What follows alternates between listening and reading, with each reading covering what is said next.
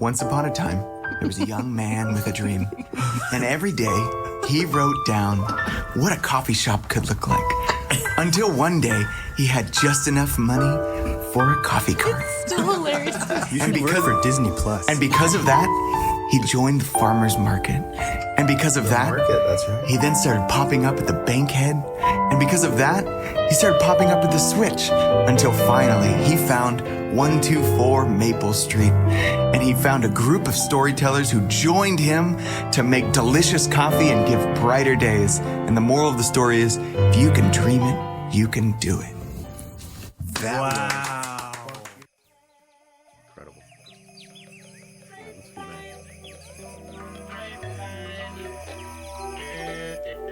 You guys can probably guess who's coming up next, huh?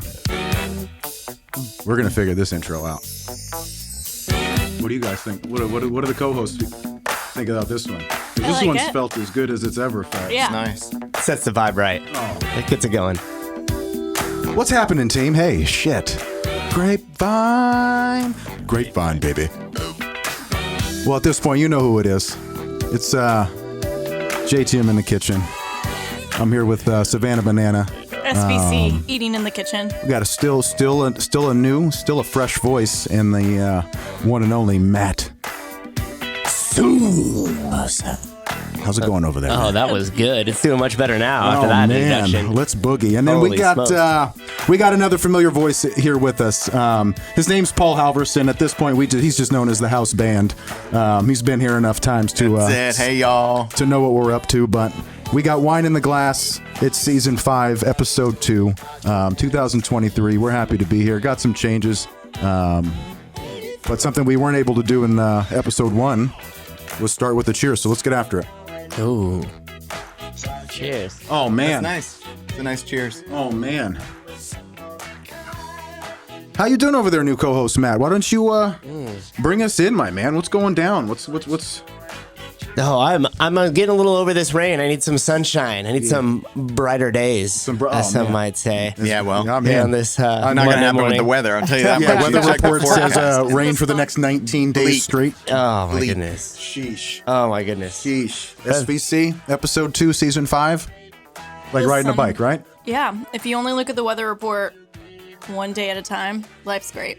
Wow. Wow. Yeah. That's the best attitude you've had opening in one episode. Man. Yeah, Last time it was I'm alive. yeah. That We're was headed- right. I'm alive. We're headed in the right direction. Yeah, one day at a time is better Update. than I'm alive. I'm also still alive. Incremental So progress. we're making progress. Bird by bird, my friend. Wow. Well, hey guys, we're back. We're happy to be here. TTG podcast, TTG_podcast. Give us a follow. All the things. I'm never good enough at that. I need to start like making some notes and subscribe, follow, tell a friend, buy all of our gear. Oh, right. Yeah, don't forget The to gear shoot- that yeah. we've created in our heads have never Yeah. actually created. Buy the gear of the people we've interviewed. You're vicariously Yeah. supporting us as well. There it is. And we'll and we'll allow it. Otherwise, hey, happy Monday. Happy Monday. Feels good. How you feeling over there? Feel great. Yeah? Yeah. Welcome back. I'm excited to be back. Man. Thanks so much for the invite. Shoot, it's been the actually, you know what? I had it here. Let's see. The last time Paul jointed us was last year. What is it? It's March 6th today. No way it was last year. What? Yeah, Oh no, sorry, even farther. Yeah. 2 years. January 27th, 2020. But it doesn't feel that way when you see 3 Paul years. every day. Holy This is smokes. true. Yeah. 3 Or like- years. Ew. Sorry it took so long. Man, me too. Ew. But hey, You were busy. faithful listener. So I Hey, we appreciate that. cheers man. the subscribe button. Long Man. time ago. Yeah. Well, yeah, I mean, we'll get into it. So, drinking wine a little more casually today. But Paul's responsible for these goodies today. So, I mean, what'd you do to us, dude? What do we got? Sure. Well, what I brought actually are all wines made in the same style that this early valley was founded on. Native yeast fermentation, really short aging, either concrete or steel tank, as far as like the length of the time that they were aged. So really, that natural style of winemaking. And yet I chose wines that were really very drinkable for this modern table here sitting with us. Yeah. We got one from Maryland, which is new to me. Yeah. The Maryland. Yeah, exactly. The Maryland. Not the other Opposed one. to the other one you might be The thinking. Maryland. Yeah. It's, Old Westminster Winery. They actually have a really cool thing going on. I mean, they have a little coffee bar at their winery. They do some really cool, like wood-fired pizzas. And, even during the winter in Maryland, they'll do, you can do tastings like in a bubble outside while it's snowing all around you. And that's pretty slick. Yeah, so they got really cool. Did you get this wine directly from them? Yep. Cool. Yeah, all of these I'm proud member of. Okay. What brings you to Maryland? What's that connect?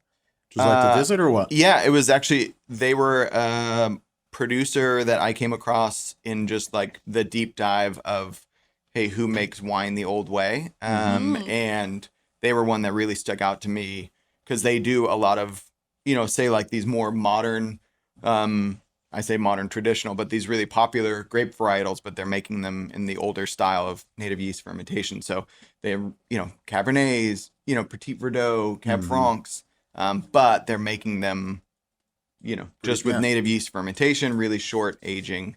And so it's a really nice intersection of like, hey, these are varietals I'm familiar with. Well, this seems right up. I mean, and sorry to cut you off, but if fine. you've listened to, if you haven't listened to an episode from Paul in the past, I mean, get after it. We've had him now our third time already, but if you have 6 extra hours, big history.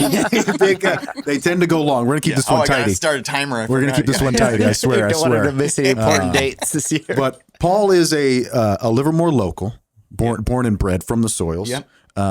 He is not just a local. He's an involved local. He's quite the historian, which is always a nice perspective to have, especially with where the conversation is headed. You were very intentionally chosen or requested. Thank you. For the second episode to help us, line us up and get us going.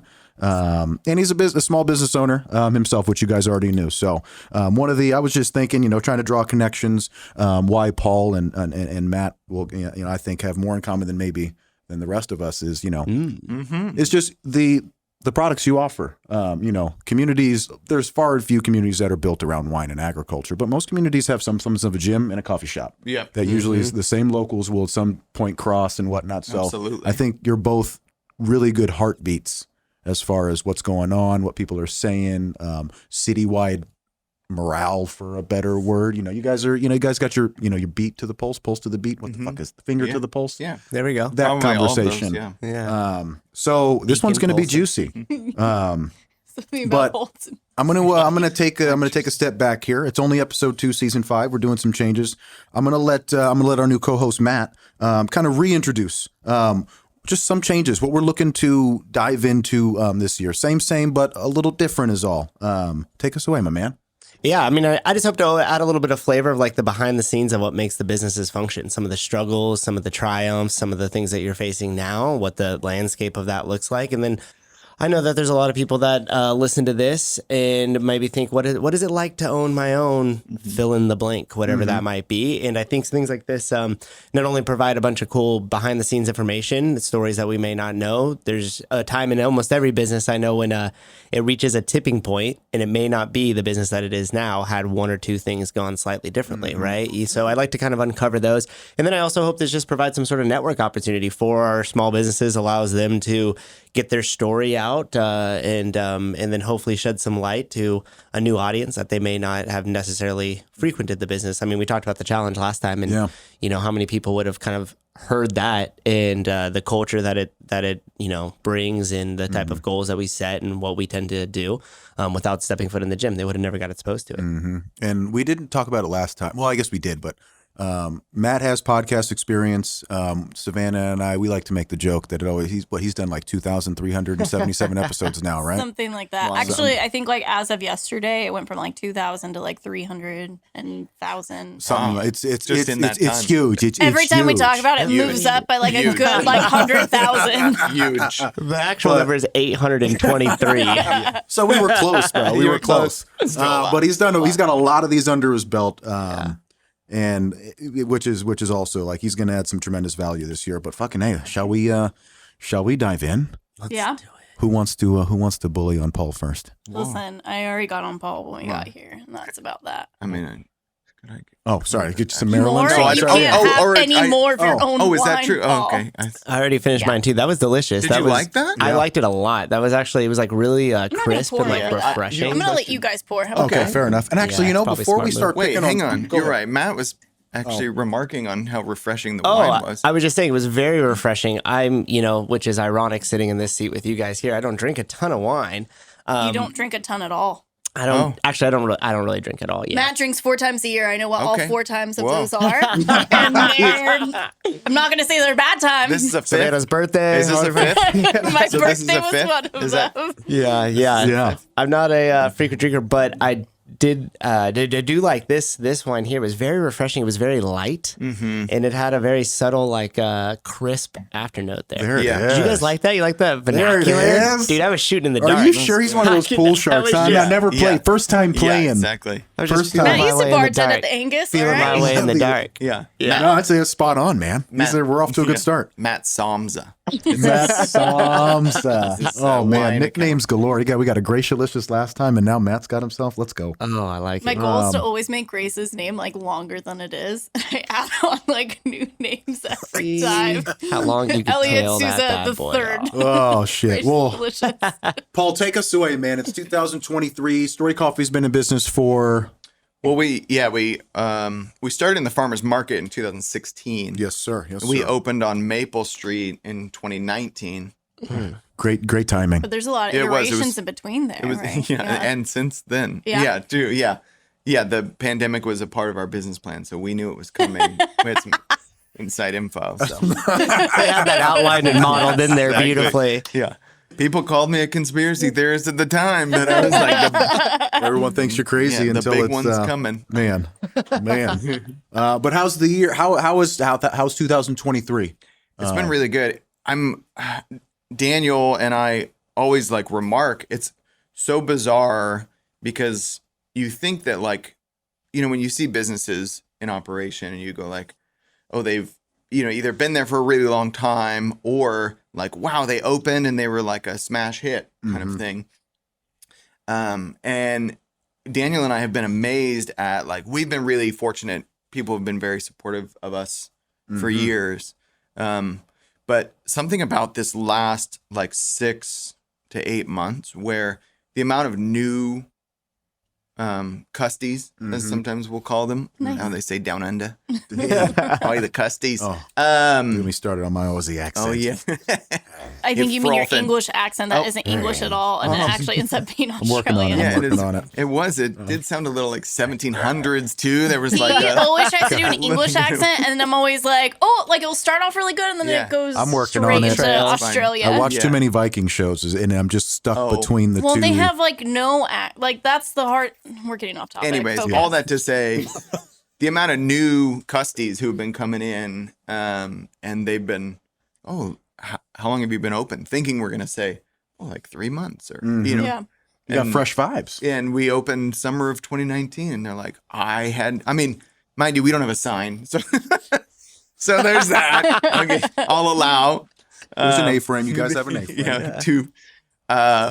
But it's obviously so much of it has to do with the momentum in a community, right? And that when something like the pandemic, nothing like the pandemic, but when a pandemic hit like that with lockdowns and everything, any sort of timeline or a natural progression, say like for coffee retail, is really stunted. And so the restart, and we remark all the time that it felt like and feels like we've we should have a grand opening or something. Yeah. It feels like a brand new business. Mm-hmm. You should totally throw yourself your own birthday party. Totally. Fuck it, right? And be like, look, we made it. That may be the 5th time Matt drinks like in the year to do it. Yeah, this is the Yeah. fifth. This Yeah. we might add a sixth. I'm already go. a sip or two of wine down. This is going to get real interesting. This is going to get Oh, real man. interesting. Now, I the know good these thing spit about cups the are like- native yeast fermentation, it's a lower alcohol content. Oh, thank goodness. So, Thank just goodness. there's just Coors Light. Which I always Coors Light. actually really like, which is why I like German Riesling. little Yeah. disclaimer. I had a Yeah. Riesling in my hand this morning, and I put it back. I thought, should I? And I No, saved- this is a good vibe. I like the. No, it's fine. I'm fine with it. Yeah. I mean, Chardonnay. It's like No, this was very thoughtful. I mean, and- as soon as you laid it down, his story, like I was like, And, Paul you know- knows. Paul's a plan. Paul's a plan. He one of knows the what- major varietals, obviously in this valley. And Yeah. which is funny because I brought a Cab Franc. Oh, you did? Talking about a little about the future, but I'm fine with white wines. I put my white wine in the fridge late, so I was like, you know what, they got it covered. Yeah, this was the white wines were the mood right now. I liked it. I wasn't sure White what I wines expected. are Took always that the mood. first Yeah. sip, and it was crisp and refreshing, cool. and I was like, yes. There'll be one of these episodes where like Savannah makes us drink like Italian wines only before like at like 9:30 in the morning, and like those are great episodes, but they can be a little rigid to say the least. So white wine and acid You sound water. like you're complaining. I'm just No complaining loud, only whining. only. Oh man. I wish you guys could see that. But the year's starting off hot then, huh? Yeah. So all that to say, it's been really fun around the shop because we have all the regulars and so many new people coming in, and then obviously our hopes and dreams for. And kind of locals For who've this been year. here and maybe didn't know you were there, more so than just Yeah, absolutely. And Travelers obviously it helps that, there's a crazed cheesemonger next door that Oh, people man. are coming to. And then, oh man. people getting mezcal and hot dogs on the other side of us. Yeah. And, and obviously everyone's been going to El Charro for a really long time. And so the activation of our block definitely Maple feels. Plaza, dude. I want to see. You really the, can like just stay there all day if you wanted to. Like you could start Story Coffee, hang out there. We joked Still- about it like a yeah. passport or some sort of Yeah. like. Oh, interesting. Oh man, I who's love gonna that get whole the middle area. unit, man? Who's gonna get the middle Jeremy and I are unit, gonna try man? and fight over it. I know I didn't see it on the agenda here, but I thought maybe it was. Middle unit, like they just throw it in there, bro. Exactly. So yeah, if you haven't been down to Maple Plaza, it's on Maple Street. It's in Maple Plaza. You can't miss it. No, but it's a wonderful way to start the morning, and they're really figuring it out as neighbors with fun pop-ups and parking lot takeovers and cracking cheese in the. It's a really It's been fun. good time that you guys are having in that little corridor over there. So fuck yeah. Thanks. I want to rewind it a little bit though. Okay. I want to talk a little bit more about how you guys like actually got started. I know that like before in previous podcasts, like you had talked about that this was something you want to do. We know that you have experience and that you were at Pete's for a really, really long time. But Sure. from the perspective of like an entrepreneur, how like if you had to tell somebody, if somebody said, Paul, like I want to open my own business, like how'd you do it? Like what would you detail on that? Yeah, absolutely. I mean, I think, it's true. Like Pete's, and then I worked for a coffee company down in Santa Cruz called Verve, and definitely way more in the category that we operate now. It wasn't necessarily like a jump. And so I think, well, one thing I always think about is the fact that you're constantly just like soaking up and learning, adding tools to your tool belt, like literally all the time. I think about that. I mentioned that with the staff. Just keep swimming. keep swimming. Mention that with the staff all the time, that it's like, the hopes and dreams of the future. This is going great. Man, I Give me the just key. feel like we just key. gotta. Sorry, I'm breaking corks over here. Broke a cork, It's and going Paul's great. trying to make a point It's about going staff, great. No, and just stay here with we Way go. too Stay with it. strong. Stay with it. You're right. Sorry, I didn't get in the.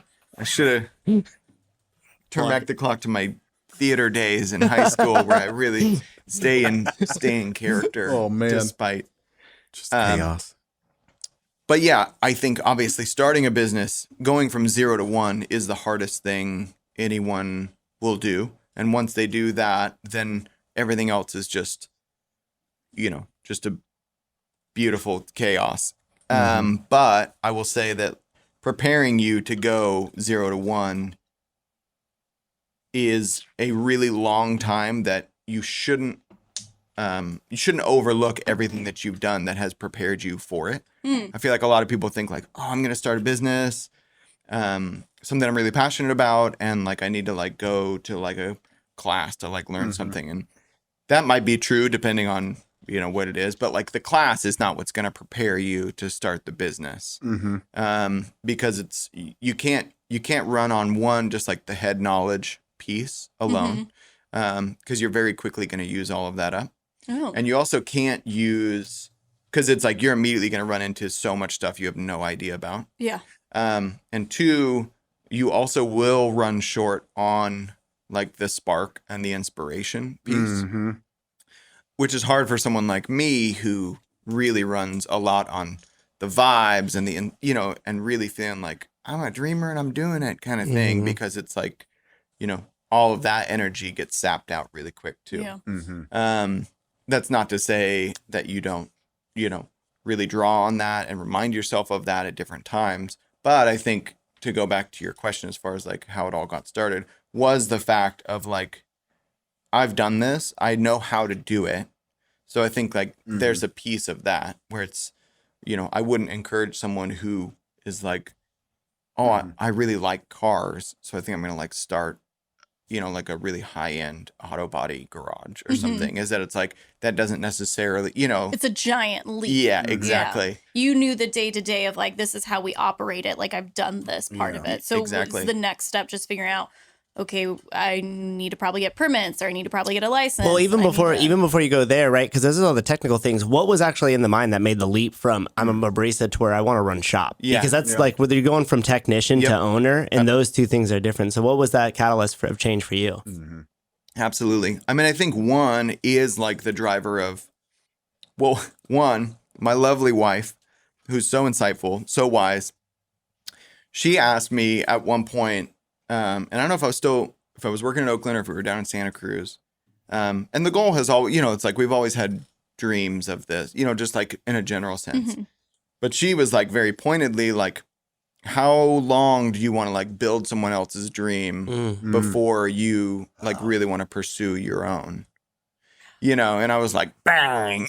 That's a shot to the gut. Totally. Well, if it hurts, it's got to mean like sooner than later, right? For sure. And so I think that, that really set off a lot of the, what would it take to get started right now? Yeah. Like what, and we really, and I would encourage this to like people thinking like, am I an entrepreneur? Or, is the fact that like, do not despise like the humble beginning. Like, look at what you have to offer and like bring that, like offer that, because it's like, there's such a building piece that you have no idea about that like you don't even know what you can build until you start. And so for us, it was catering weddings. And so That's pretty neat. I remember you said that. Yeah. Yeah. And so for us, it was like we could serve coffee under our Story Coffee flag at weddings. It's a great place for community gathering. It's, celebratory events, these things that have always been really important to us. And so we were like, well, let's start with that. So we started catering weddings. Who was your first wedding? What was your first like big event when you're like, oh shit, we got one? Yeah. It was actually it was at the summit of Santa Cruz. Gorgeous house, like this big like ranch house, but it was like on the mountains, and it was like we still have photos of it, and it was like some of those early photos of like taking a picture with the bride, and like her holding up her coffee, and awesome. And that was the kind of thing where it was like, okay, yeah, like we did it. Like we struggled through whatever it was and we did it. And so I think that even at that point, obviously that's not 0 to 1, but it is, we showed up. It's that first step. Yeah. And so I think from there, that's when it really became, okay, like what are the next steps? And so for us, that meant moving back here to the Valley because we felt like this is the place we want to do that. And then... Was it always that? You always knew that this was the place?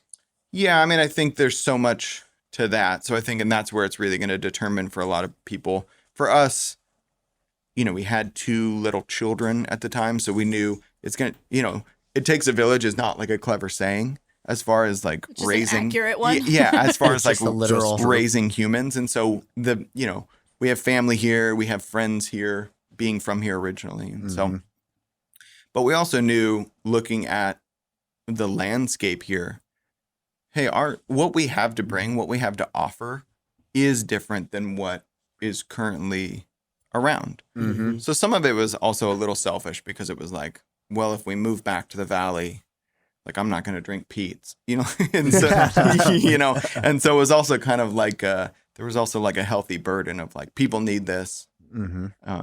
There's market research in the area, and a lot of people overlook that, or they hear the fancy word market research, and they think that it's more than what you were just doing right there, which is just kind of understanding the landscape. You were from the area, you kind of knew the needs of it, you knew it was something that was missing, or something that you could potentially bring in addition to the community. So you got that first wine gig. How many wine gigs were you getting at the time? Did you still have another job? Like were you side? Was it just a side hustle?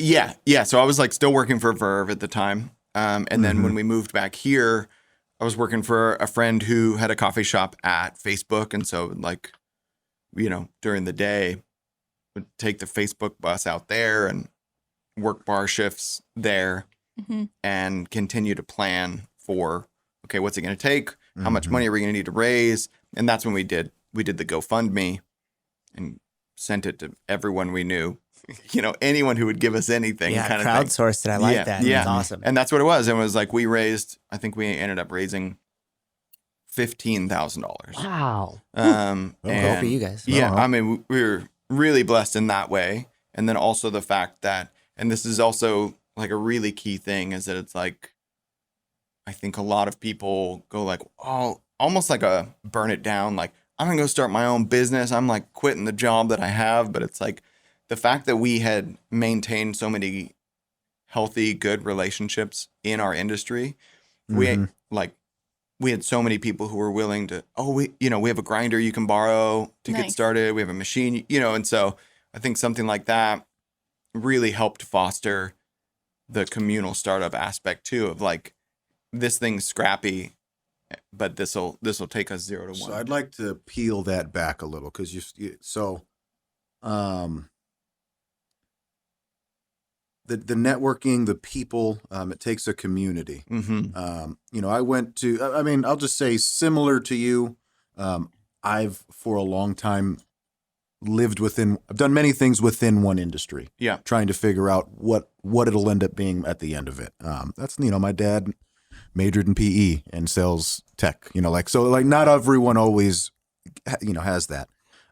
But in studying, as a young wee Padawan, right. It's very, school is technical. You have some professors that are better than others. And at least in my industry in particular, right. in hospitality, it's a very hands-on and immersive, sure, kind of academia, which was one of the reasons why it stuck for me. But, I'm kind of, and you guys can help me ask this question. The original question was like, what were a few technical checkpoints? When you were working at coffee and still working 3 jobs and running around like a maniac, what technical aspects were you looking for and taking notes of as you were planning for the future? And then kind of the second question, less technical, is just like, I don't want to say which one's more important, but which one proved more important to get you over the hump? Was it your technical prowess from taking good notes? Right. Or was it the community that you built that gave you confidence that like, nah, bro, you're going to be all right? Yeah. Yeah. I mean, I think on the technical side, obviously we run a lemonade stand, right? So like the amount of lemons we buy, we have to sell more lemonade, so some of that is very linear as far as I need to sell more than I'm buying. Yeah. When you get into the profit Make more and than loss, you spend. Yeah. Pretty simple at that point. Yep. And so I think me being where I was at, as far as I know enough how to run a coffee shop, the 2 biggest costs being labor and coffee. And so it's kind of like, okay, we, down the road, we know how to figure that out. Like I've already proven that for other people, that I've done that already. And so I think the technical side is more the fact of like, well, we're going to need more money to do that. So, okay, that's cool. I've always been probably a little too like unafraid as far as the money piece goes. 'Cause it's like, I think, like money's hard and, you have to try and get it. But it's not a reason not to do anything. It's a tool. Which I think is a conversation that like we had a while ago. I used to push you opening like a tasting room. I used to call it a chateau. The chateau. I don't know if I'm moving too much. We're still working on it. And I think the conversation being like, well, we need a lot of money for it. That's always the first hang up that people say. It's like, barrier. oh, I don't have the money, or we don't have the resources to start this. Yeah. What would you do if you did have the money right now? Yeah. Fuck it up. You'd burn it all. That's really the truth, is you would burn through those resources and you'd be right back at where you started, except for with the cloud of, failure. And I'm putting quotation marks for those of you guys listening, because really what happened is you were handed something that you weren't able to allocate correctly too soon, too fast. Yeah. And it usually blows up, right? That's a great point. Yeah, because I think that's the other thing is that it's like, I think Kanye said, you got to crawl before you can ball. Oh, we got a Kanye quote. Let's go. And so, so in that regard is that it's like One of pushing the less crazy things he said. Right. Yeah. pushing the cart around town and, and going like, okay, this is what we made at the market, Yeah. which is not very much.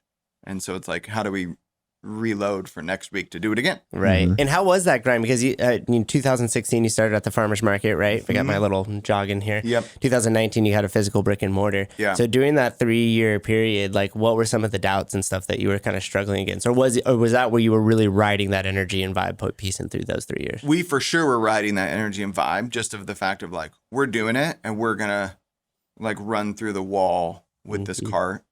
And I think this is also actually a really great point because it's like we had no connections in a general sense in the city, throughout the city, like small C, not like at City Hall. Yeah. And as soon as we started the cart, we started meeting different people who were involved in different venues. And so Arthur at the time, like over at the Bankhead, he was like, we have this movie festival coming, like would you like pop up for that? And then that led into a conversation of me saying like, hey, like the Bankhead is like closed all the time. Could we use the lobby like in the mornings? Like we'll push the cart in. Like we just need to like get in. We'll like do everything. And so it's like conversations like that weren't going to happen until we had already started. And then that hooked us up with Brandon. Well, Brandon and I already had a conversation, but at the co-working space. And so I think it's, again, like when I was mentioning, like, don't despise humble beginnings, like that piece of you have no idea what's on the other side of one. So like your goal of like going 0 to 1 and like, okay, I like served a customer and, or I like trained one person or, however it went, I think is the fact of, because you have no idea. Because once people start showing up and going like, oh, I heard about this thing. I really liked that, and you're in a position of like, that's great. This is terrific. I would like to do this more. So I don't know if that answers. No, I think we're getting there. Yeah, it does too. Because I just wanted to break in a little bit about the support system that you had. Because obviously you said your wife was the one who really kind of was like poking you in the side, like, hey, how long are you going to do this for someone else before you step out there? Yeah, absolutely. During that time period through the 3 years when we were pushing the cart around and building your network, essentially, also your community of people, what was her kind of role in all of that? I mean, she was killing it on the hair industry. So, the supplemental, the income, the lion's share. Yeah. The breadwinner. Yeah. Cause there was so much of like, I would be at home like with the kids and chunks of time and, us working out our schedule as far as how all of that worked. Cause she had a full clientele doing hair. And she's phenomenal hairstylist, so it's like there was like no shortage of business. So there's as a far demand as, for her time as well as you trying to build this thing, and 2 kids you said too, right? Yeah. So like the juggling and the spinning of plates and everything, I think just comes with the territory of, we joke now that it's like people are like, oh man, you own your own business. That's so cool. And they're like, you be your own boss. And we always joke that it's like, oh yeah, be your own boss, work your own hours. You just like, yeah. Never take a day off. Yeah.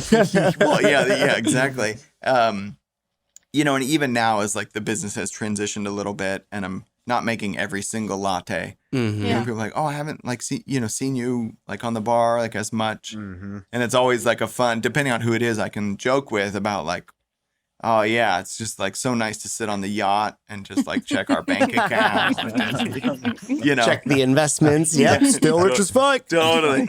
But the reality is obviously is that it's like hunched over on my laptop, typing away on some sort of thing that I hate doing. Yep. The business owner side of it, right? Yeah. Not the technician inside the I think there's a conversation with that within itself because it's something that we've discussed several times, and you have Daniel, you Mm-hmm. have Albert. Like, I think trying to find your person that can also be like your manager and like be there, and you're like, oh, I trust this person. This person has like bought into like this business and is like a good, not just like an employee, because I feel like that downgrades exactly what they are. And you mentioned Daniel super briefly at the beginning, but Yeah. for people, I'm sure everybody who goes to Story Coffee knows who Daniel is. Oh, But yeah, can, probably. for those who don't, can you talk a little bit about him and how that probably allows you to do that stuff that you don't like doing, but is obviously very necessary? Yeah, absolutely. Yeah, because he even mentions like, you know, he manages the shop. I grow the business, kind of like now in this stage that we're in. But again, I mean, like he's a great example of I mean, I knew Daniel already, and so I already knew like what a phenomenal person like he was, and like what a fit for the philosophy of Story Coffee and how aligned we are. But when he like started, he was a barista and working bar shifts, and Yeah. I was scheduling him, and and so he really grew into that. Role. Yeah, to where I could really lean on him, and he was up for having more, and and so I think, but someone like that, like he started that role a little over a year ago. So I mean, that's like, to put into perspective, I didn't have like a manager I was working with for 6 years. That mean, so it was like me on the cart, with, my wife to start, and then a variety of people, and then we opened the shop, and then. That seems like sometimes it's the biggest leap, because you're having to, like, you're waiting to find a person that you can rely on so that you can take the step into the next growth stage. And like you said, that took essentially 6 years. Yeah, absolutely. Of like where you're not the main physical manpower anymore, where you're behind the bar, of like you can do the growth of the business. And I'm a visual guy, right? So the imagery that I often pull up to this exact conversation is just like in the days of old, pirate ships, right? Yeah. Like what's more important, the guy steering down below, or the cat in the top of the mast with the telling you where to go. Sure. And I think what we're talking about is you now have someone that's able to take direction and steer the ship so that you can route the map. Yeah. Which is something the business owner should do. It often takes you away from the service or whatever it is that got you started. You're not making 1 million lattes a day anymore. Yeah. Well, I think the difference is Paul now doesn't have to run back and forth from the top of the ship to the bottom of the ship. Or do both like jobs. Several times, because that's what it, and I think that's essentially what it was for him for those first 6 years of like, he's doing all of those things so that you can get to a place until you have somebody that knows what they're doing, that you trust, that is capable, and then now they can do that part, and you can solely focus on that part. Yeah, because Well, I think maybe not solely, but like a more balanced portion of it. Definitely. Yeah, like my buddy Aaron talks about, like when you move into this role as the owner, you're really like charting the growth and reinforcing the culture for everyone who's working. And so obviously, I mean, Daniel's doing that too. Yeah. As far as the work day in and day out, and, him dealing directly with each storyteller one-on-one a lot closer on the daily. But the growth to get to this point for sure is the fact of like, I've done everyone's job. Yeah. I've worked every role, right? I didn't like start a coffee shop and go like, okay, now I need a manager. Looks like I need some baristas. Right. And, it's like, and I think in that regard, I think that's where we feel really, obviously proud, but also, excited about the firm foundation that we, that we've built on. I'd say, looking back, are there any steps that that you could have done without? Was every step important? Were there points where you maybe thought you wasted a little more time in a period than others? Looking for an answer, looking for stuff. But yeah, I think I fall victim to that in general. I mean, it's like the projected food menu that we opened with has never been realized, as far as like, Is there going to be a griddle? Yeah, no griddle, go. but yeah, but as far as Jeremy tries to put food everywhere. yeah, seriously, He's like, you know what this library is missing? A full kitchen. And you're like, hey, kind of true. It's like, I mean, like, I'm not saying I wouldn't go to the library more if there wasn't a full kitchen. You want to make less money now? Yeah. Hey, you want to deal with health inspectors? Yeah. Oh, you deal with them anyway. But, yeah. So I think some of that is I fall victim to the paralysis through analysis kind of thing, where you're like, where you're really wait for it, like it's not quite, we really need to get everything in a row, really everything lined up. And so I think some of that is like getting reacquainted with your scrappiness of just like, we're going to kick this thing off. Fuck it, we're going to do it. Yeah. There's We're going live. a certain element to keep that healthy chip on your shoulder. So, and one thing too, I want to touch base back on as far as the transitioning and getting yourself somebody who's trusted that could run the shop so you could work on some of the higher level things. 6 years you had done it by yourself. The hardest part of that it is finding the individual, but the step 2 to that that's mostly unspoken about is allowing yourself the space away and letting them make the mistakes. Absolutely. So what was that process like for you? Did that take a little bit, or were you already lock in step with Dance where you kind of knew he was your dude and it was a little bit more seamless? Yeah, I think it's like both. And I think like I can't shut it off. I don't ruin meals with my wife, but like if we're out to dinner, dude, I know. Sorry. Yeah, Go ahead, I'm just like, oh, this guy over here, he really, and then like, wow, those servers just standing there talking the whole time. Absolutely. I can see my app up in the window. Do they not have an expediter? Where's my food runner? Or like even the way someone will like explain something to me, and I'm like, I don't know, it's a little TMI, it was like, just maybe like make it, because we always talk about that at the register where we're like, just take out a lot of the guesswork. You don't have to include them in the whole conversation as far as like, we don't have this, but we do have this, it's funny like, that you say that, because that I literally dealt with that. Well, I feel like that's a conversation in wine we deal with a little differently, because we always overcomplicate. Because it's let's talk about the dingleberries. Sure. Well, and then like the times that you don't complicate, they're like, well, and you're like, you're being like, I'm trying to make this simple, and you're being annoying. Yeah. No, it's it's hard to balance that. Yeah. But yeah, the turning it off thing never. Yeah. I feel like if Matt and I go anywhere, the first thing we're doing is we're like critiquing all styles of service at every For sure. point. It's the worst. It's the worst. So yeah, say, as far as how that has gone, I think I had so much trust in Daniel already, so it wasn't necessarily like, oh, I just interviewed this new manager and he starts on Monday. And so I already knew. Been with you. Yeah.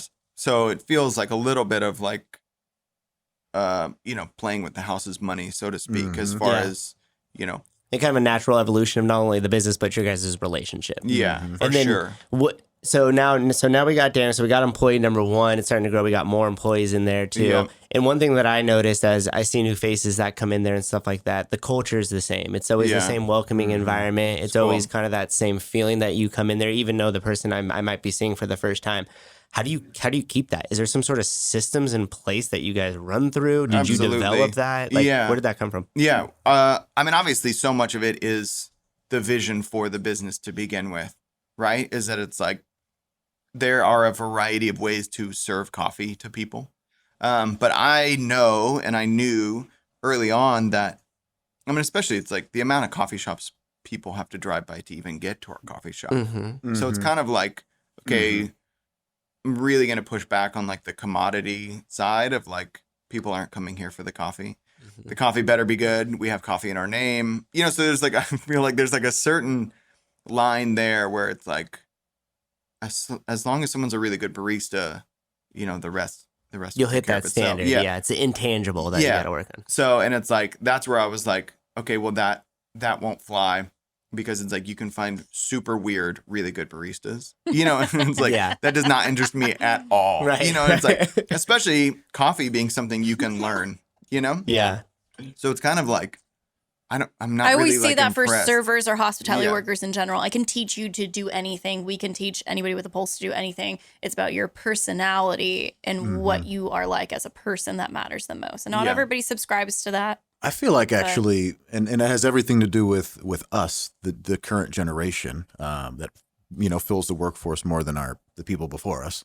But I feel, I mean, and then correct me if you don't feel this way, but I feel like our generation literally like hires people because they're good people more so than all of the things that they've done. Obviously a resume is still important. I still want you to have some semblance of like what the heck you're doing, but like give me a good person who's interested in this, then and who's moldable, who's willing to learn, Yeah. willing to Yeah. take feedback. then and- someone who went to school for it knows everything. Right. Yeah. You know what I mean? Yeah. Trust the experts. Yeah. Well, it's also just like that's like I think a big lie that was like sold to our generation is that you need to go to school to learn this, to do that, Oh, and sure. then they're gonna take you on, and then Yeah. you're like, oh, cool, I have this degree. They're like, cool, we don't give a shit. This is how you're gonna do it, and you're like, oh, so this is completely different than the Yeah. way that I was taught it. Seems So like- that was a waste of my time, maybe. Yeah, I can't imagine spouses were asking each other in the 50s and 60s, how long are you going to work for someone else building someone else's vision, Yeah. right? Like Yeah. that's not a Yeah. question Yeah. that was asked 60 years ago.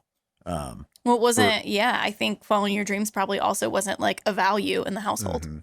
And Yeah. has that been a struggle with the new employees coming in as far as like cultural fits and things like that? No, yeah. So to get, to kind of circle back to your question, for us, I mean, we have like very specific interview questions, even, that will like reveal to us. We always laugh about it because a lot of times when people come, and they'll drop off their resume and there's a lot of different coffee shops they've worked at and stuff. And if we do an interview with them, they're always surprised at one, like how short the interview is. Mm-hmm. And two, like the questions, because it's like we're asking questions like, if you were a superhero, what power would you have? Mm. And on a I've scale of literally like, thought love about that this question. so Yeah. much, and I have a 10-part answer to okay, it. Wow.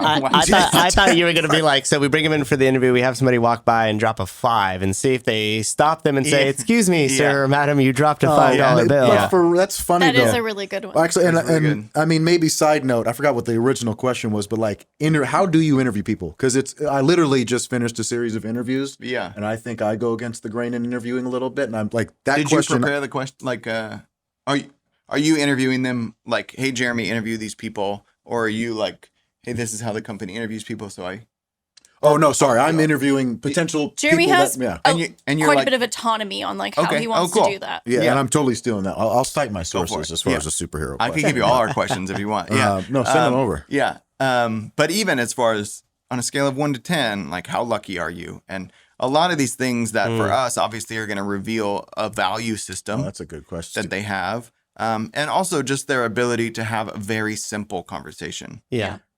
Because That's what being a barista is. that's really, I mean, it's like you're either having a simple conversation or you're a therapist is usually like, Yeah. the spectrum for a Yeah. barista. Mhm. Because you spend so much time with the staff, your coworkers you're working with, and that creates so much of that harmony and that family of storytellers. But also the staff, the people, you really see people in a variety of stages, Mm-hmm. both in their day, in their week, in their life.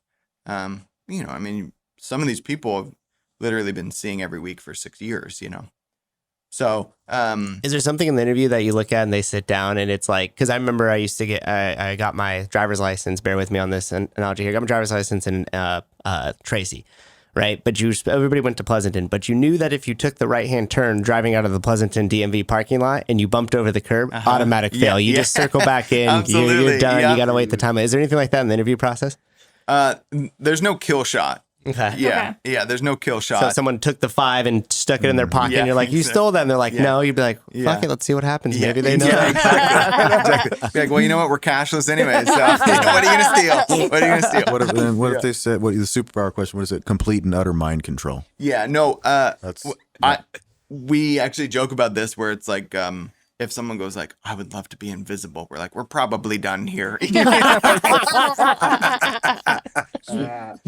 Because obviously it's, it's a very- Very manipulative answer to well, that. and it's like, well, you're going to see hundreds of people every day. So, and they're going to see you. So, that's good. So the people selection piece, and that's something I've been so passionate about forever. And I think so much of my life experience has shaped that as far as just being a young kid, going to Disneyland and, all of that.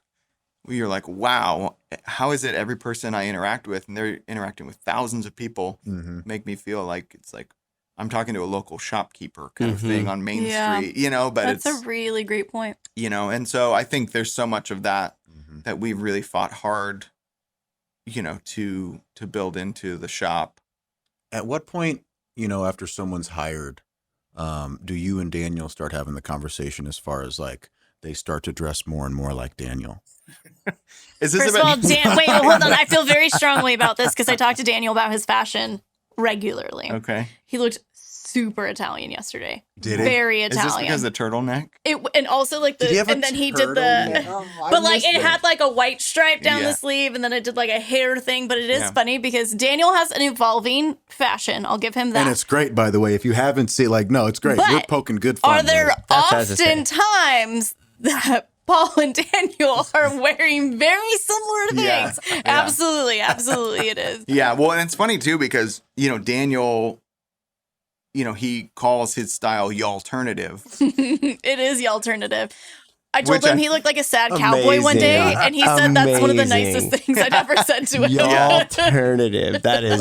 But hey, if we're going to Incredible. poke It's like fun at that. you, what is the power of letting people come to work dressed as themselves, though, versus the opposite? Yeah. Versus a uniform. Yeah. I mean, I think, again, we're talking value system too, right? We're talking, it's not so much like the broader, like they're a culture fit or whatever. But I mean, there is a certain element of the people that we're meeting who are like, you can do what I do, isn't necessarily like, oh, I saw you with some cowboy boots on too. Or, you know, like something like that. Although I would be like, props. Some nice That's some nice shit cowboy kickers boots. right Yeah. there, kid.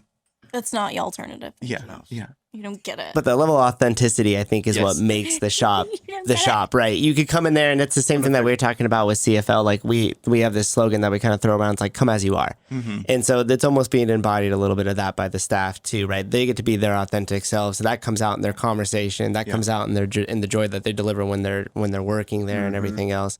I'm curious now. This is going to go a little personal level.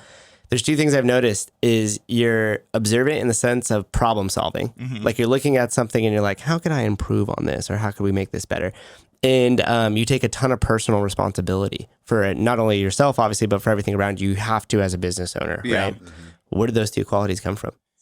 Yeah. I mean, I think first and foremost, I mean, living in this world without really, you know, going like way deep down the rabbit hole, I think when I look at like a community, it's more like a human body than it is like all of these assembled Lego pieces that like could be removed from each other or, you know, is that it's way more connected and way more interdependent.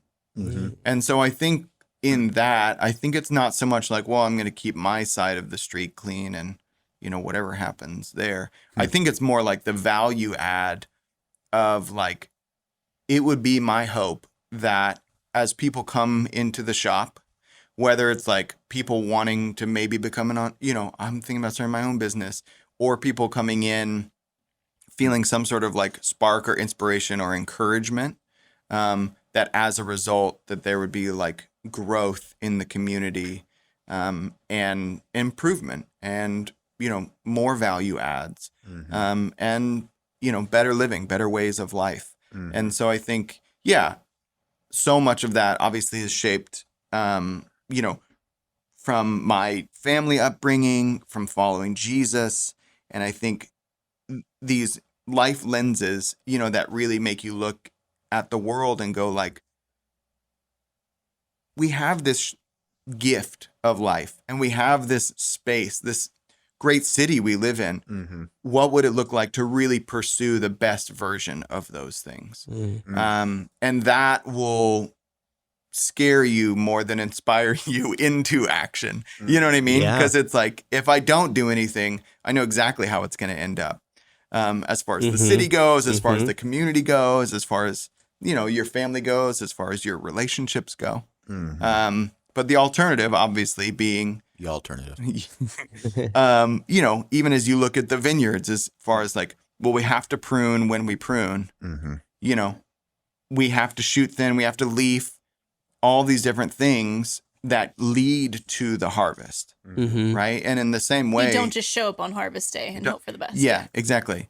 and I mean, we've done that at my parents' vineyard, at their house, as far as like we pruned and then we showed up to harvest and we were like, yikes, it's like, this is I mean, my dad would have never let that happen, but after he was gone, it's like we were, our first couple goes at it.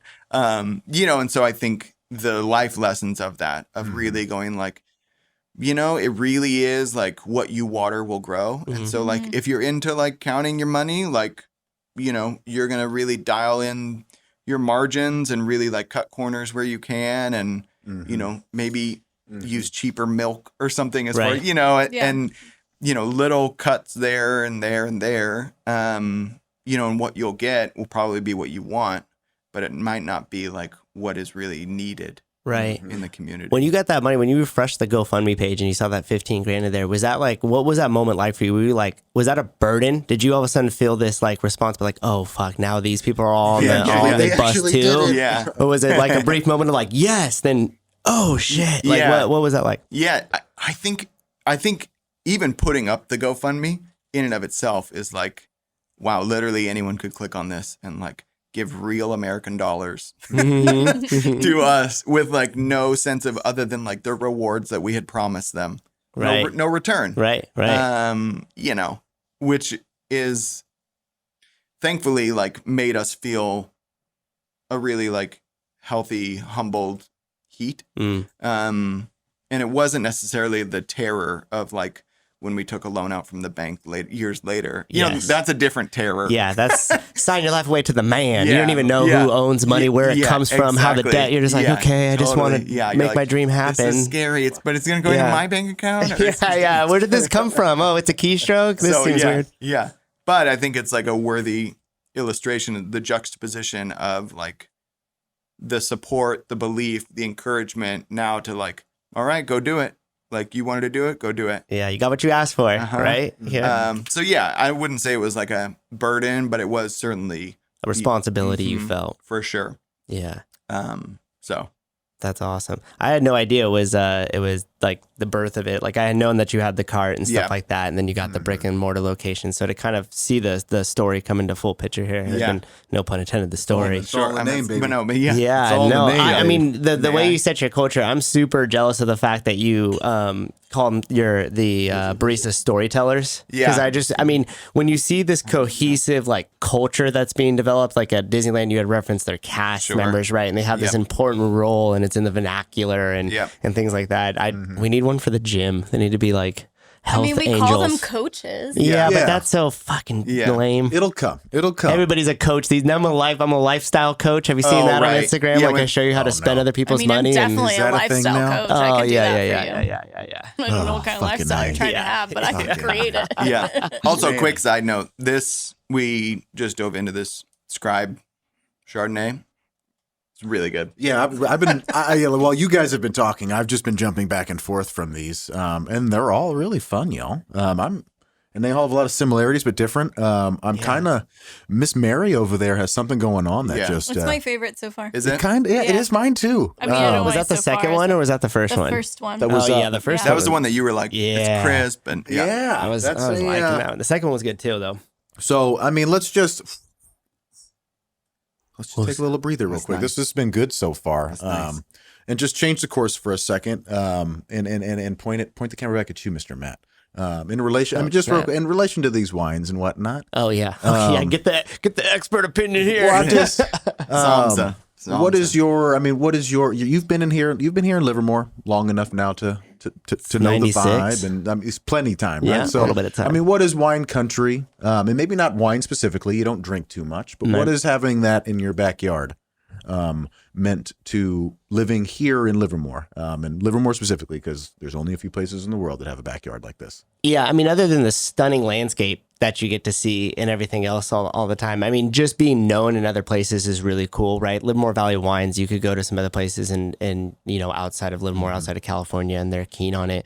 But I mean, I just love the fact that you have this really cool downtown city feel where it's like a small kind of vibe, but there's plenty of stuff to do. And then you could take this short drive and you could be out here in these beautiful vineyards and everything else. And so for me, I just like the contrast of both. You get like this kind of like fun nightlife vibe, and then you could also go get a peace of mind and just kind of sit out and look over at Tesla and see all the vineyards and sit there and drink a little bit of wine.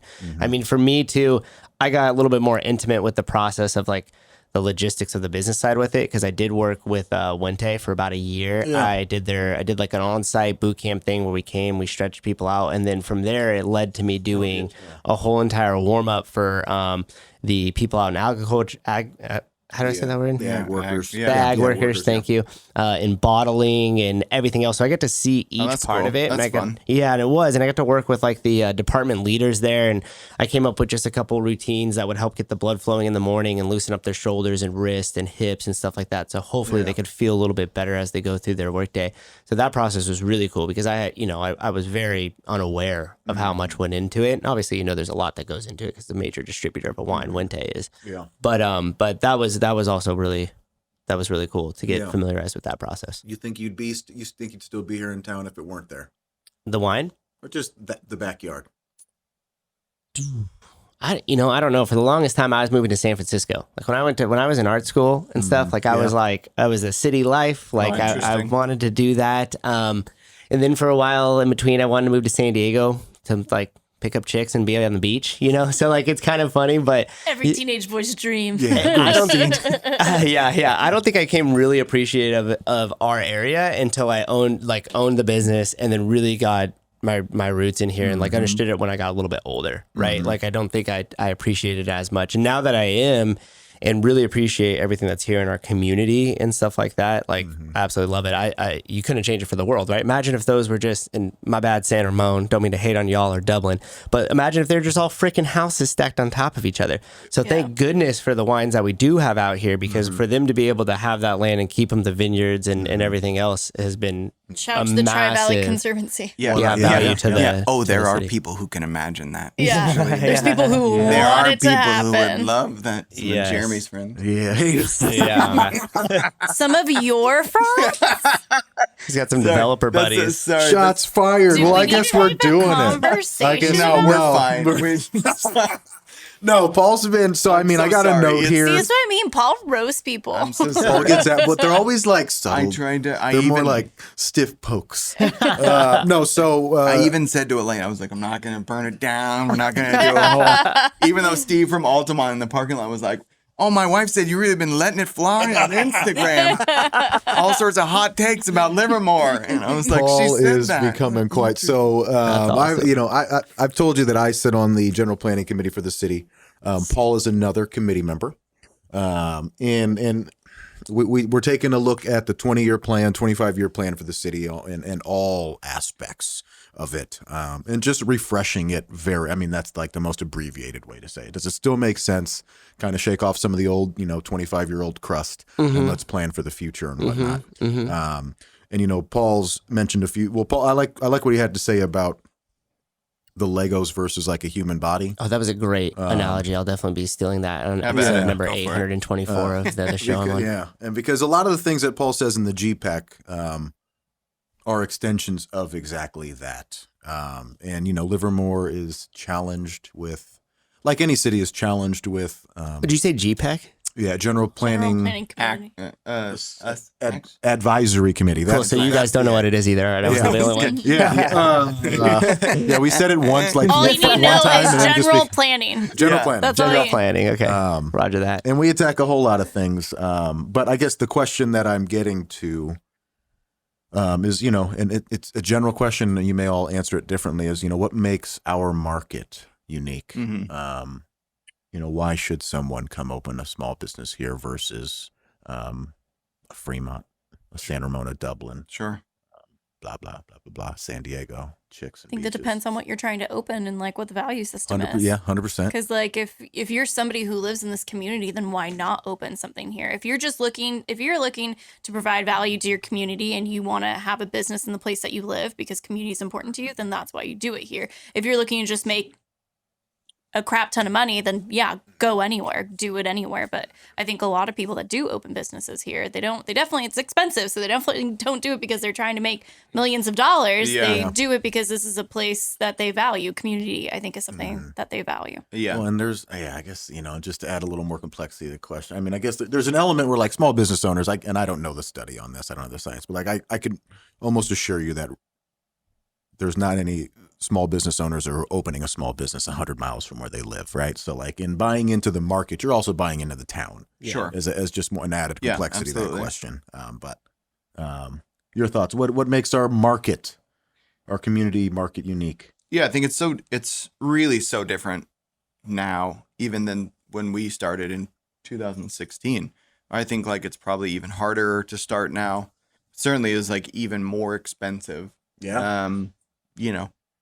It's like sales taxes and wages and all that kind of stuff is going to be raised regardless of your philosophy on any of it, or and so it's just going to cost more. And so obviously that's not a reason not to do it, but I think looking at the market and looking at like, hey, what can I do? What can I bring to the table? It's like I think about you guys and I think, yeah, for sure. Like each of you should be business owners. Absolutely. When you start to think about the community and you start to think about, like we were talking earlier, like the hands, the feet, all these different interconnected parts. That's really what makes these thriving communities, right? Like when you talk about, or if someone texts you, they're like, hey, Jeremy, I'm going to so-and-so, like, can you give me some recommendations? Is that it's like, it's those like 5 or 6 spots that you would recommend to people that really give you a good snapshot of, what the experience is going to be like when you go there. And so I think obviously what we have on like the short list of experiences and everything, say, wow, there's something to offer here in this place.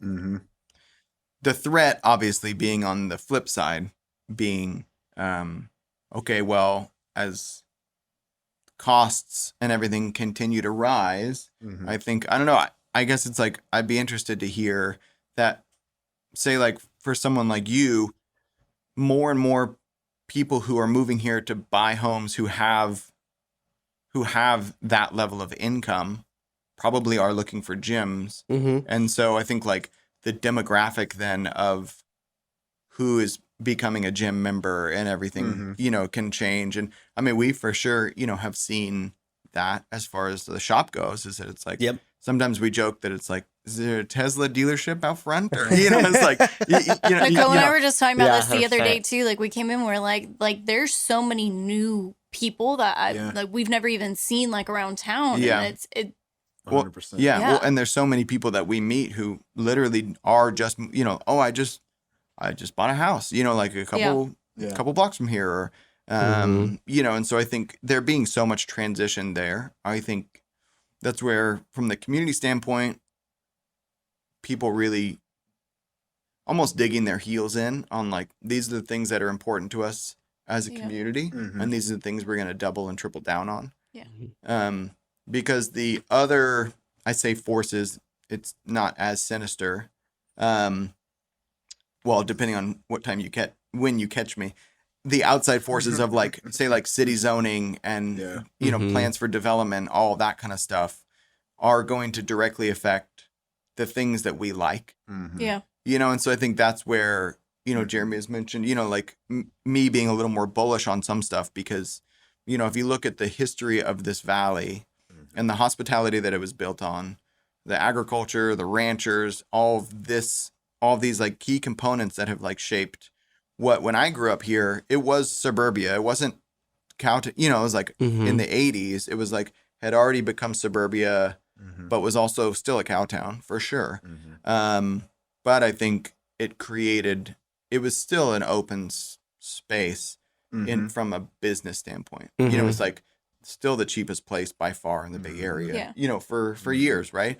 And that's what opened the door for like the wine boom in the 90s and the early 2000s. And well, that's not going to be the case moving forward, especially, especially as, you know, a real concerted focus is made to develop this place. Yeah. Right. The And barrier to it's- entry is going to be much higher now.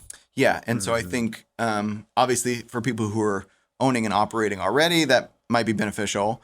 But I think it also creates, if you like read about, you know, say like why the Wenties even purchased in Monterey to begin with, you know, was the threat of urbanization around their farmlands. Right. Mhm. And so Mm-hmm. I think some of it is like, you know, when you were asking Matt about like if wine country's here or not, does it like affect your business or does that interest you at all? Or, you know, any of that. I think there is a certain element of growing up here, this was like the last frontier, right? And it still has felt that way, but it feels that way less. Mm-hmm. And if there's not necessarily from a community standpoint or from, say, like a city leader zoning standpoint, then it is just going to blend into the Bay Area. And like Story Coffee could be in Livermore or it could be in Milpitas. And like, it's really kind of like not too different. There's no Right. differentiation. Yeah. No differentiator. You Yeah, know? for sure. Yeah. For sure. I think Livermore is like, it's still got this, obviously everything's like growing and we're seeing a lot of people that are moving from the city and Yeah. moving more towards this way, especially as like the jobs are changing. You can maybe work a little remote. Or you don't have to travel into the office as far. So a lot of people are pushing this way. So it's nice because you still, you have this development. We have this growing diversity in our communities, but at the same time too, it's still got the old town feel where you could stroll downtown and you're going to Sure. wave to everybody and Yeah. know it. So that intersection of growth and development and diversity as well as the old town kind of feel is kind of how I would describe Livermore. Yeah. It's a very delicate balance. And I think there's a lot that goes into that. Yeah. Well, it's fun too, right? You know, the fact that it's like, you know, we talked earlier about like all the, you know, say like Tesla's like in the parking lot and stuff. It's like those people are awesome. And like, you know, it's like getting to know like new residents and, you know, whatever. Not whatever, getting to know new residents and be able to connect with them about like, oh, I used to live like deeper into the Bay Area and I would say like I would go to Blue Bottle or I would go to, you know, some of these other coffee shops who stylistically are pretty similar to what we're doing, is a really fun point of contact because then now they're feeling like, wow, like my home is, you know, Yeah. I'm like moved to a home that I really like and, you know, I now have kids and, but like I still have some of these like lifestyle amenities, you Yeah, know, that yeah. really like continue to add value. And I think that's the really fun part about Livermore, to your point, Yeah. is Yeah. the fact that it's like absolutely like, you know, you could go to Range Life on a Friday night and see like a bunch of people, you know, like all enjoying like a really, really high end, unbelievable, you know, meal that you wouldn't experience otherwise unless you know, drove really far west. Yeah. Yeah. Yeah. It's such a I think Livermore is interesting because it, like I said, it's a very delicate balance to keep it where you're still letting in new people into the Sure. area Yeah. and you're still also catering to the people that are from here. And you're kind of like one thing that I like is it feels like there's, I would say by and large, there is local people who are trying to implement new people into like, yeah, you're a part of this community now. And like, Sure. we're all in this community. And that's like the main function and the main value behind it. Granted, there's definitely some that are like, no, I'd prefer if it was just forever a cow town and like, we don't want anything new. Yeah. Like there's definitely them out there. So I think by and large, most people fall somewhere in the middle of like, we still want to have cool businesses and like opportunities for people, but we don't want a mass developed landscape and we don't want to lose a semblance of culture and history within the community because I think that's what this is. It's like, this is a definitive community than if you went San Ramon, Dublin. That doesn't, Not the same feel. I think It's not. Yeah. I'm so you know, sitting on the GPAC with this guy has been eye opening, and you continue to just you're always learning, but it's interesting because you know we talk about the history of Livermore, agriculture, wine, all the things, yeehaw, but for whatever reason, and we could probably not for whatever reason we could pinpoint that, but the development of other industries in our market, like the Livermore Lawrence Labs. And the Hacienda Business Crossings, while it's not in Livermore, all that tech and all those businesses absolutely have impact on what our Yeah, for landscape sure. has become. And they're markets from an economic standpoint that are more influential than agriculture. What we do generally has been than it contributes to the local economy. Yeah. Because this is leisure agriculture. This isn't dependent. This Yeah. isn't something that feeds the rest of the world like it does when you go a bit more east. A bit, yeah. This is like 110%. Like, this is luxury and leisure. That's what wine is. Wine, nobody absolutely needs it to like get by in their life. It is a luxury. some- so that makes but it. 5 times a year, Matt. So it's one of those things of like that's Yeah. so like how do you fight for something that like is culturally important to the people that live here when it's not Exactly. necessary? Whereas you could say, well, these yeah. other parts are influenced by like global economies. And and sitting in these, I would definitely, and I think Paul agrees even when he's cranky. The local, I don't know if I've ever seen Paul cranky. Yeah, well, yeah, he doesn't. Nothing changes Because actually. we're at a GPAC meeting. I don't even know if that's what They're that recorded. Are is. those public? Can we show up? They're recorded. In fact, I could send you You can tell. I want to be there. I want to be like, ooh, a best of, when Paul a says best of something. when I turn my microphone. Yeah, on. that's how you know is how he pushes the microphone button. I'm like, oh, lean Paul's in. getting hot. It's coming. So, but I guess the point of that is we're in this unique position, which I think will be fun as a tone and a theme, an underlying theme to continue conversation with. Is like, while all these other industries are the economic drivers from how the city makes money and whatnot, it's the small businesses like us, the service industry, which is the heartbeat of cities. Right, like someone may come It's here. what makes a community, not just a place where you like park your ass and you sleep at night. Like, it's the difference between that and being in a community and feeling like you're involved. Like, to me, I'm trying not to like throw shade, but to me, like, Dublin's like the weirdest thing. I'm like, where's Dublin the sucks. downtown? No, I'm just always like, where's Just the kidding, Dublin. downtown? Like, where's the sense of It's a joke. community? Like, where is it? Like, I can't physically find it. And then it's just, I don't know. To me, like, it's just odd. When Nicole and I decided to move here, it was because we realized that we like places that had a distinct community. We lived in Sloat. We really liked that. It had a very specific personality. When we moved up to Santa Rosa, and there was a friend who, at this point in time, she probably knew me better than I knew myself. She was like, "You're not gonna like it there," and I was like, "I don't understand. It's in wine country." Yeah. And then I was there, and I was just like, "Oh, like." I understand what she means now. The places I liked were Healdsburg and Windsor, and because they had distinct personalities. They had a very distinct community. Whereas Santa Rosa was just kind of like a bigger place, like up in the North Bay. And so when we started coming here to visit my family, we're like, oh no, this place is great. Like, there is distinct personality. There is a community here. There is a set of values, and they're very obvious. Yeah.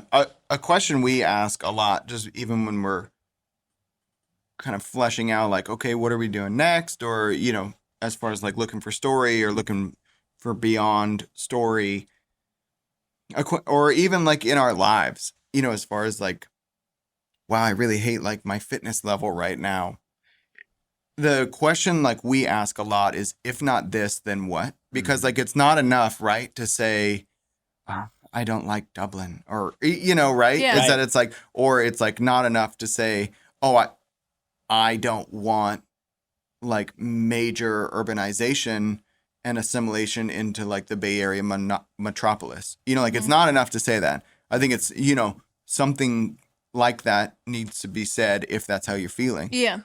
But then Then what? Parlaying that into, the then what Into part? action. Because like that's in the same way the spirit of an entrepreneur, right? It can like look at something and say, okay, this isn't good enough, or people deserve better, or, and so I think asking those questions are so important, because it's going to like really inform so much of like what the next steps are, or what you need to like not agree to, or, because I think the other thing is that it's, say like in the case of like our city, is that it's, I think if anything, saying something it gets better, in the case of like, here's the direction of the city, and it's like, I don't like that, and No. Yeah, Like, well, but- what are you bringing to the table then, bro? yeah, totally. Yeah. But I think like starting from that place, I think at the very least introduces some sort of like question asking versus like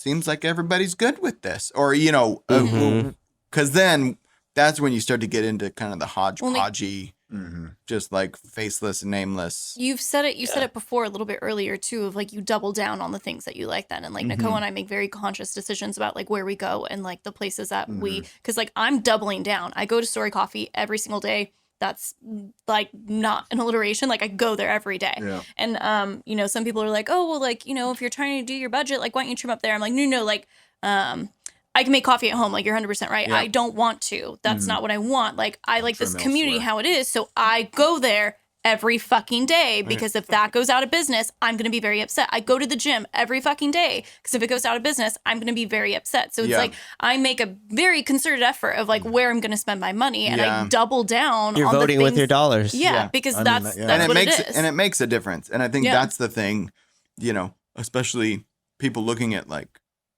do I start my own business or whatever, is that it really makes you so hungry when you meet someone who's like, I like what you do.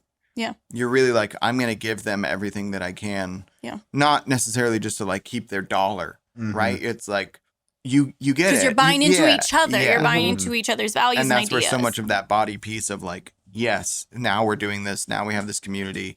Now it's creating that value add for everyone involved. Well, I think that unless you guys have anything else, I think that kind of that's a good summary of kind of the feeling, the vibe of where we're headed. I have one kind of final closing question for Paul. Okay. As an avid listener, our house band. Yes.